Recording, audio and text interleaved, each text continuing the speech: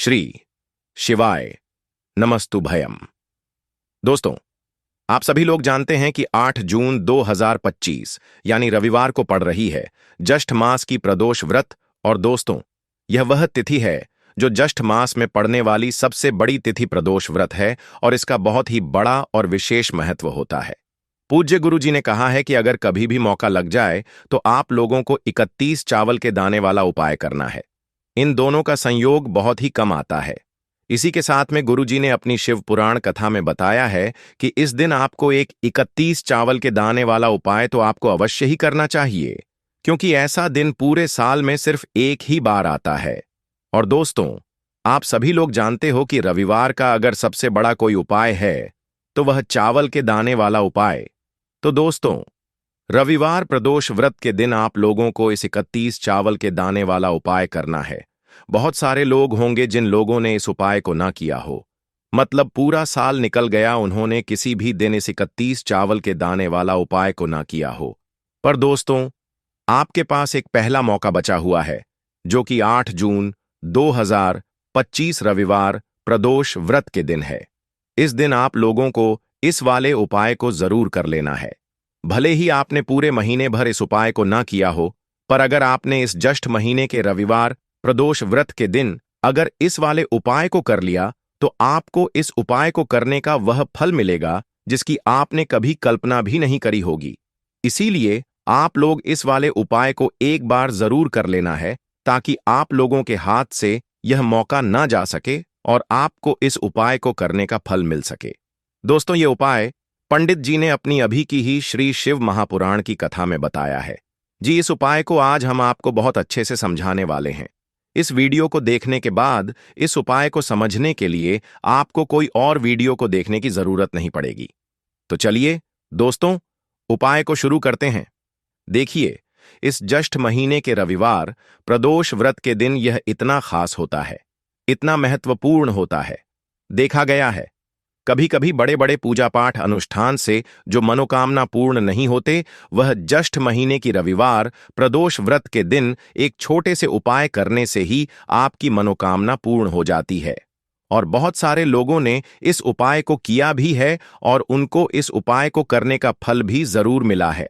अगर आप लोग भी इस उपाय को करना चाहते हैं तो आप इस उपाय को पहले अच्छे से समझ लेना, सुन लेना, उसके बाद करना। आपको इस उपाय का फल जरूर मिलेगा और इस उपाय को कर लेने से आपके घर में चाहे किसी भी प्रकार की दुख और समस्या क्यों ना चल रही हो, आपको उसका कारण भी नहीं पता है कि भाई ये समस्या किस कारण से चल रही है।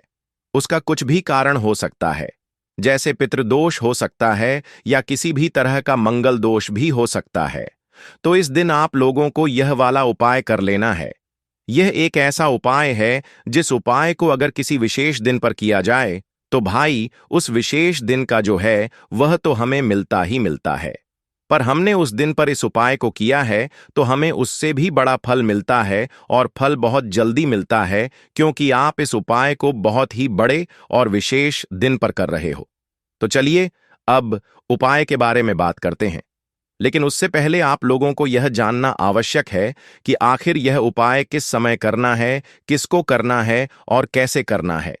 तो चलिए हम आगे आपको वीडियो में एक एक करके बता देते हैं। लेकिन उससे पहले अगर आप लोग हमारे चैनल पर पहली बार आए हैं या फिर मेरी आवाज आज पहली बार सुन रहे हैं, तो हमारे चैनल को सब्सक्राइब जरूर कर लेना और इस वीडियो को लाइक करके कमेंट बॉक्स में श्री शिवाय नमस्तुभयम ओम नमः शिवाय जरूर टाइप कर देना। तो दोस्तों, इस 31 चावल के दाने वाला उपाय को हमें इस रविवार प्रदोष व्रत के दिन कैसे करना है, किसको करना है, किस समय करना है और कहां पर करना है, ये सारे सवालों के जवाब आपको इस वीडियो में मिल जाएंगे। और जो ये वीडियो देखेगा भाई, उसको 31 चावल के दाने वाला उपाय जरूर करना चाहिए, क्योंकि इस दिन पीपल के पत्ते का भी बहुत ही बड़ा और विशेष महत्व होता है। आ जाए 31 चावल के दाने वाला उपाय की तो यह सोने पर सुहागा वाली बात हो जाती है और यह एक बहुत ही बड़ा उपाय हो जाता है इस रविवार का। तो अब दोस्तों, इस 31 चावल के दाने वाला उपाय को आखिर करना किसको है, सबसे पहले हम लोग वह बात जान लेते हैं। तो देखो, घर की जो बड़ी माताएं बहनें होती हैं, उन माताओं बहनों में से कोई भी एक बड़ी माता बहन इस वाले उपाय को कर सकती है। और दोस्तों, अगर आप चाहें तो अपने घर में से सभी सदस्यों को भी इस उपाय को करवा सकते हैं। अगर किसी व्यक्ति की खुद की कोई मनोकामना है, खुद की कोई दुख और परेशानी है, जो कि वह अपने लिए ही करना चाहता है, इस वाले उपाय को तो वह खुद अपने लिए भी कर सकता है। बाकी अगर कोई घर में से ऐसा है जो कि अपने पूरे घर परिवार की सुख और शांति के लिए यह वाला उपाय करना चाहता है, तो भाई वह भी कर सकता है। उसमें भी कोई दिक्कत वाली बात नहीं है। कहने का मतलब यह है कि इस उपाय को हर एक सदस्य भी कर सकता है और पूरे घर परिवार के सदस्य के लिए घर की बड़ी माताओं बहनों में से कोई एक माता बहन भी कर सकती है। माताएं बहनें अगर घर में उपस्थित ना हो या वह यह वाला उपाय ना कर पा रही हो, तो फिर घर का कोई बड़ा सदस्य भी इस 31 चावल के दाने वाला उपाय को कर सकता है।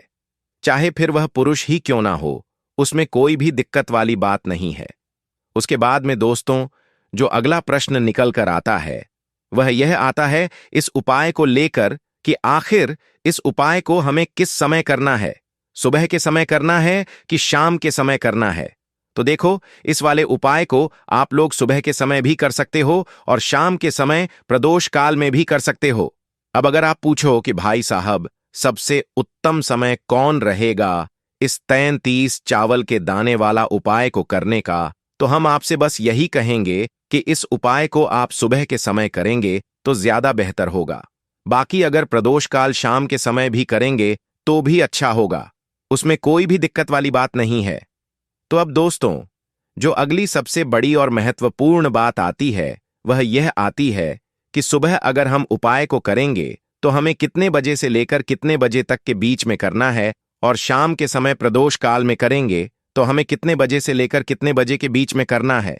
तो देखो, सुबह जितनी जल्दी हो सके आप उपाय को करने की कोशिश करना। बाकी अगर किसी कारणवश लेट भी हो जाओ, थोड़ी देर भी हो आए, तो 10 या 11 बजे तक भी आप उपाय कर लेना, पर 12 बजे से ज्यादा देरी ना हो। ठीक है, इस बात का ध्यान रखना। उसके बाद में दोस्तों, अगर शाम के समय प्रदोष काल की बात करें, प्रदोष काल का जो समय होता है वह शाम के 6 बजे से शुरू हो जाता है। मतलब शाम के 6 बजे से लेकर 7 बजे के बीच का जो समय होता है, यह समय प्रदोष काल का समय होता है। तो आप इस उपाय को 7 या 8 बजे के बीच में भी कर सकते हो। मतलब शाम के 6 बजे से रात 8 बजे के बीच में आप कभी भी इस वाले उपाय को कर सकते हो, उसमें कोई भी दिक्कत वाली बात नहीं है। हमें किसी भी दिन आपको 31 चावल के दाने वाला उपाय करना है। अब दोस्तों, यहां पर इस उपाय को लेकर एक और सबसे बड़ी बात यह निकल कर आती है कि इस 31 चावल के दानों को हमें लेना कहां से होता है, और हमें इस उपाय को करने के साथ में क्या और कुछ भी सामग्री ऐसी होती है जो शिव जी के मंदिर लेकर जानी पड़ती है। तो देखो, यहां पर हम आपको बता दें। सबसे पहले आप लोग यह जान लो कि यह जो 31 चावल के दाने वाला उपाय है, सिर्फ और सिर्फ आप उपाय की सामग्री लेकर कभी भी शिव जी के मंदिर मत जाना, क्योंकि हमें भगवान के सामने यह नहीं दर्शाना है कि अगर हम भगवान शिव जी के मंदिर आए हैं तो अपने फायदे के लिए आए हैं। तो इसलिए जो भी पूजन सामग्री है, उपाय सामग्री है, 31 चावल के दाने, इसके साथ में आपको पूजन सामग्री भी जरूर लेकर जाना है। देखो, अगर सुबह के समय उपाय कर रहे हो तो सीधी सी बात है, 1 लोटा जल तो आप लेकर जाओगे ही जाओगे। वही 1 लोटा जल अगर मिट्टी का जल हो तो बहुत अच्छा रहेगा। मिट्टी का जल कैसे बनाया जाता है, इसके लिए हमने पहले से बहुत सारी वीडियोस बना दी है। आपके पास इस दिन एक आखिरी मौका रहेगा मिट्टी का जल शिव जी पर चढ़ाने का और उपाय को करने का। बहुत बड़ा आपको इस दिन फल मिलेगा। तो इसीलिए इस दिन हो सके तो भाई मिट्टी का जल चढ़ाना तो अपने साथ में कम से कम 1 लोटा जल तो आपको लेकर जाना ही जाना है। अगर मिट्टी का जल नहीं है तो घर का जल भी आप इस्तेमाल कर सकते हो। इसके अलावा जो भी पूजन सामग्री है, देखो 31 चावल के दाने यह अलग आपके रहेंगे और जो आपकी पूजन सामग्री रहेगी वह अलग रहेगी। पूजन सामग्री में आप जो भी चीज लेकर जाना चाहे वह लेकर जा सकते हैं। एक बेलपत्र भी लेकर जा सकते हैं, उसमें कोई भी दिक्कत वाली बात नहीं है। वहीं अगर हम बात करें शाम के समय की, तो शाम के समय शिवजी पर जल नहीं चढ़ता है।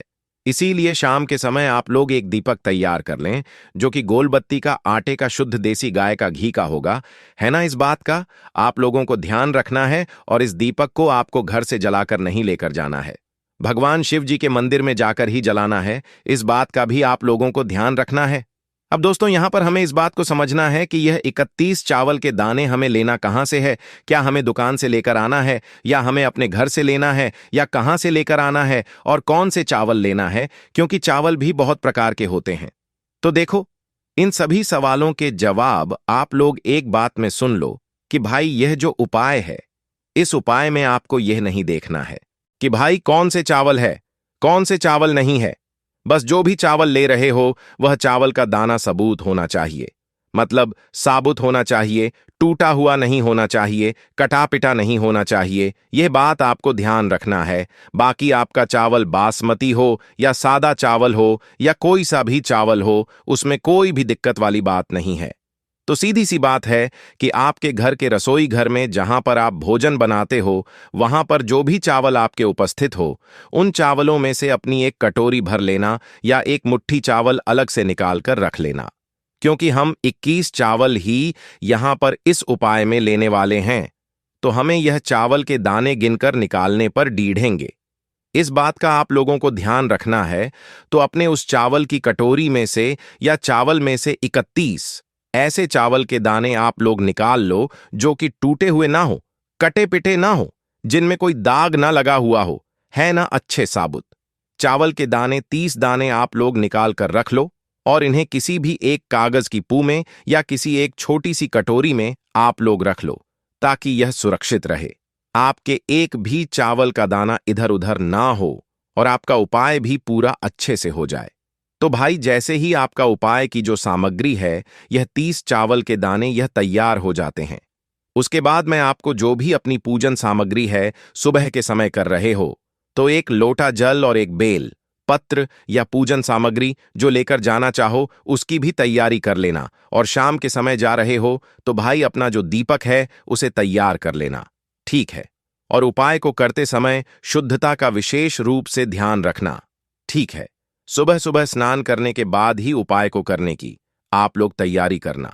उसके बाद अगर शाम के समय की बात करें तो शाम के समय आपको स्नान करने की जरूरत नहीं है, पर शुद्धता का ध्यान रखना है। आपको स्नान तो नहीं करेंगे, आप हाथ मुंह धोकर भी इस वाले उपाय को शाम के समय प्रदोष काल में कर सकते हैं, इसमें कोई दिक्कत वाली बात नहीं है। तो आप अपने उपाय की पूरी सामग्री तैयार करके आपके पास ही में जो आपका शिव मंदिर हो वहां पर पहुंच जाइए।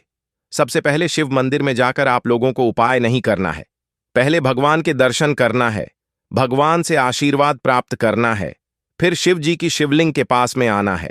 शिवलिंग के पास में आने के बाद आप जो पूजन सामग्री लेकर आए हुए हैं, जैसे कि सुबह गए हुए होंगे, तो एक लोटा जल और जो भी पूजन सामग्री लेकर आए हैं आप उनसे भगवान शिव जी की पूजन कीजिए।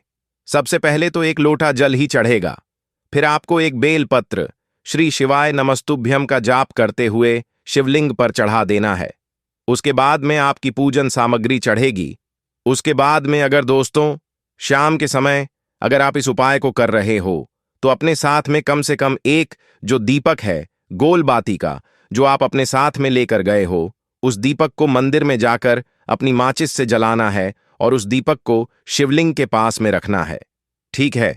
इस दीपक को रखने के बाद ही आप लोगों को अपना ये वाला उपाय शुरू करना है, और दीपक को ज्यादा पास में मत रखना। वैसे भी गर्मी पड़ रही है, भगवान शिव जी को आंच नहीं लगनी चाहिए, है ना। तो भाई जैसे ही आपकी पूजा अर्चना हो जाती है आप भगवान शिव जी को प्रसन्न कर लेते हैं।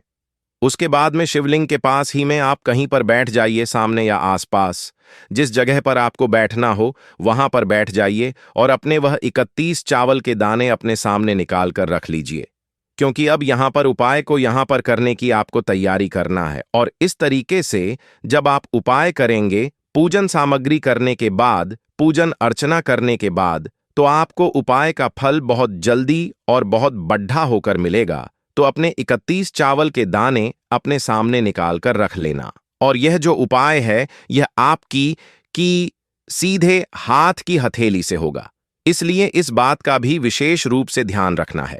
तो सीधे हाथ की हथेली का प्रयोग करके ही आप लोग अपना इस वाले उपाय को करना। अपने सामने जो भी आपकी कागज की पुड़िया है उसको खोल कर रख लो, या कटोरी है तो भाई उसे अपने सामने रख लो और अपने वह 31 चावल के दाने निकाल लो। ठीक है। उसके बाद में दोस्तों, अब आपको क्या करना है कि शिवलिंग आपके सामने होगी, तो आपने वह 31 चावल के दाने एक एक करके जहां पर आपने बेलपत्र चढ़ाया है, आपको शिव जी के शिवलिंग के ऊपर चढ़ाना है। कहां पर चढ़ाना है? शिवलिंग के ऊपर चढ़ाना है, और कहीं पर भी नहीं चढ़ाना है आपको। अपने हथेली से तो शिवलिंग के ऊपर चढ़ाना है, भले ही फिर वह अपने आप जलाधारी पर गिर जाए, या मतलब वहीं पर गिर जाए, उसमें कोई दिक्कत वाली बात नहीं है। पर आप चढ़ाओ शिवलिंग के ऊपर ही। तो आपको क्या करना है? अपना पहला चावल का दाना उठाना है, श्री शिवाय नमस्तुभ्यम बोलना है और शिवलिंग पर चढ़ा देना है। इसी तरीके से दूसरा चावल का दाना उठा है, शिवलिंग पर चढ़ाना है और मंत्र बोल देना है। और फिर तीसरा चावल का दाना उठाना है, श्री शिवाय नमस्तुभ्यम बोलना है और चढ़ा देना है। इसी प्रकार से आपको पूरे 31 चावल के दाने एक एक करके शिव जी के शिवलिंग के ऊपर चढ़ाना है और भगवान से प्रार्थना करते जाना है। मतलब प्रार्थना तो आपको आखिरी में करना है, पर हर एक चावल के दाने को चढ़ाते समय श्री शिवाय नमस्तुभ्यम जरूर बोलना है। उसके बाद ही में यह चावल का दाना शिवलिंग के ऊपर आपको चढ़ाना है।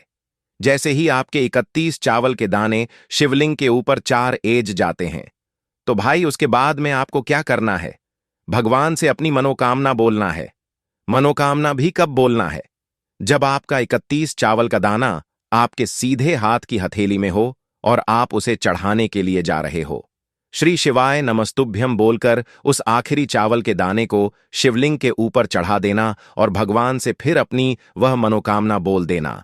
जिस मनोकामना के लिए आप लोग अपना ये वाला उपाय कर रहे हो, जिस भी दुख और परेशानी के लिए आप लोग अपना ये वाला उपाय कर रहे हो, उसके बाद में जैसे ही आप अपनी मनोकामना बोल देते हो, आपका ये वाला उपाय पूरा हो जाता है। पर दोस्तों, उपाय को करने के बाद आप लोगों को 2 मिनट भगवान शिव जी के मंत्र का जाप जरूर करना है, और मंत्र का जाप करने के बाद भगवान से एक और बार प्रार्थना करना है अपनी मनोकामना के लिए, या अपनी जो भी दुख और परेशानी है उसके लिए। इसके बाद में आप लोग भगवान को देखकर, भगवान से प्रार्थना करके, उनसे आशीर्वाद लेकर वहां से उठ सकते हैं और अपने घर पर जा सकते हैं। बस दोस्तों, यहां पर यह वाला उपाय पूरा हो जाता है। इस तरीके से जो भी व्यक्ति छोटी छोटी चीजों का ध्यान रखते हुए इस 31 चावल के दाने वाले उपाय को करेगा, निश्चित सी बात है उसे उसकी मनोकामना जल्द ही पूर्ण होगी, और जो भी दुख और परेशानी है वह भी बहुत ही जल्दी दूर होंगे। दूसरे उपाय कि हल्दी वाला जल आपको अपने घर में किस जगह पर डालना है और उपाय को कैसे करना है, और कैसे यह हल्दी वाला जलते ज्येष्ठ महीने का रविवार प्रदोष व्रत के दिन जब आप अपने घर में डालते हैं, छींट है, उपाय को करते हैं, तो सीधे सीधे मां लक्ष्मी आपसे प्रसन्न होकर आपके घर में आती हैं और श्री हरि विष्णु के साथ आती हैं। स्थिर लक्ष्मी का आपके घर में वास होता है। कहने का मतलब है कि फिर कभी भी मां लक्ष्मी आपके घर को छोड़कर नहीं जाती है। जो लोग कहते हैं कि हमारे घर में धन तो आता है लेकिन चला जाता है, लेकिन फिजूल खर्ची बहुत है। धन तो घर में आता है लेकिन तिजोरी कभी धन से भरी नहीं रहती है, खाली हो जाती है। तो 90 पर लोग ऐसे होते हैं जिनके जीवन में यह समस्या होती है कि हमारे घर में स्थिर लक्ष्मी का वास नहीं है। देखिए, हम सभी चाहते हैं ना कि मां लक्ष्मी और श्री हरि विष्णु हमेशा हमारे घर में रहे, उनका आशीर्वाद बना रहे। हम हमारे जीवन के जितने भी दुख हैं उनका सामना जो है बहुत आसानी से कर सके।